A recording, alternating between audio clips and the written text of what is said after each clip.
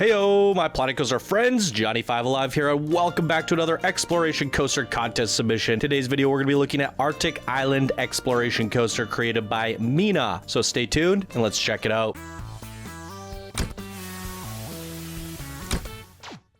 All right, this was sent in by one of our Discord expert builders, Mina, and here she says, welcome to the Murrox Valley. Well, what did I do? We have a technical issue. For some reason, Mina's submission, the tell us about your coaster, is the same as the last one we just featured. All right, so not sure what happened there. I cannot recover her actual submission. Tell us about your coaster. So we're going to go to her Steam page and read that off. It says here, when the snow is falling, it's like the world gets slower and everything gets calm. Light and wonderful. This is the feeling I want to create with this Arctic exploration coaster. Take the seat and join me on this journey. Immerse into the wild world and slide through the different areas. To have the perfect feeling, please follow these instructions riding the coaster. Turn the audio sound effects to 20%. Thank you. This is my first exploration coaster and my first coaster this long. Hope you enjoy the coaster. Please give me a thumbs up if you like it and feel free to leave a comment. Thank you and have fun. Boom. All right. Sorry about that for losing the original submission somehow. I don't know how that happened, but it did. All right, let's take a closer look at this. So we want to turn the sound effects to 20%. Hopefully I remember to turn it back. All right, beautiful looking terrain, very icy, Arctic. We got igloos, love it, very cute, cozy, friendly. A beautiful looking terrain here. Got some trolleys going up, very cool. All right, so we have a floorless werewolf corkscrew coaster, 3,462 meters in length. The duration's not showing up. We've had this up in a few times. 86 miles per hour is the max speed, 40 is the average, 61 meters is the biggest drop. Boom, let's give this a go.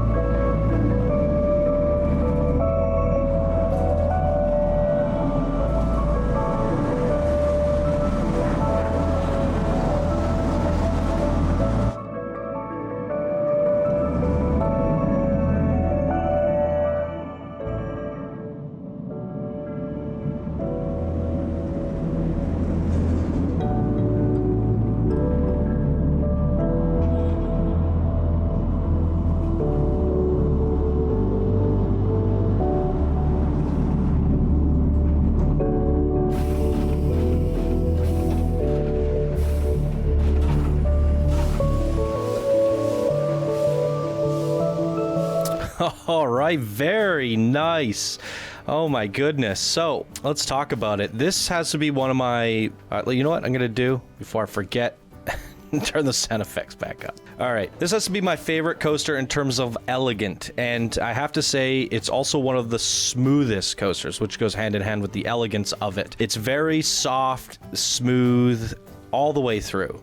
Very smooth. By far the smoothest coaster in the contest. It's very airy, it's light, it's whimsical, it's elegant, has a lot of really good things going for it. And the smoothness, the way it softly glides along, goes really well with the theme as well. So not only does the coaster, like, I love it when people match the way the coaster feels to the environment and decorations. Lots of really cute characters throughout the map as well. I mean, there's a lot of really awesome things going on here. Absolutely love this creation by Mina here today. Now, I think the biggest thing to point out here where she deserves some brownie points, I don't know if you guys realize how difficult this is to do. I was actually worried it wouldn't ride well in cinematic, but it turned out to do just fine. But the coaster's always hugging the terrain, gliding along, almost as if it's a bobsled, just gliding over the hills and stuff. So the tricky thing is, if you make the terrain first and you go, okay, I have my terrain, this is great, now it's time to explore it with the coaster, then the pacing of the coaster is not necessarily going to match the terrain. For example, you might be coming up here with this arc all the way across this big bank, and you might realize it's going too fast around there. And now you need the hill to go up higher, or you need the hill to go down lower. So it's a big song and dance of what she did here with, all right, maybe she built the track first and brought the terrain up to match that and then flattened it out. Whichever way you do it, it's very difficult to have the coaster always hugging the terrain, because the hill has to look natural and feel smooth as well as the coaster. So it's back and forth, back and forth. I have a feeling she might have blocked out most of the terrain and then started the coaster and then brought the terrain up to match that of the coaster. But again, that's not easy to do. It takes a lot of time, patience. Like, look how smooth that is. That's matching the terrain to the coaster and every single square inch of this experience all the way through. And even the transitions where there's gaps, it's riding very smooth through here. Like, it's just sliding and gliding down this terrain very smoothly. And then it disconnects from the terrain, has a very smooth arc, just touches down on the terrain, but then again, hugs right into it perfectly. It wasn't bumpy, and it was smooth gliding. By far the smoothest coaster between the smoothness of the coaster and the smoothness of the terrain. And there we go. I have to say it's the most elegant coaster design. Look at the way it wraps through here, goes upside down, and then comes back and hugs right into these lilies or whatever these are, these beautiful looking flowers, and then it comes back up again. It's just beautiful. Really well done. I am very hyped over this one. Absolutely amazing work on this one today. Mina, love it. You guys are the judges. You're the critics. So leave your thoughts and comments down below for Mina. I'm sure she would appreciate it. And that's going to do it for this video here today. Thank you guys so much for watching, and I will see you in the next episode. Bye now.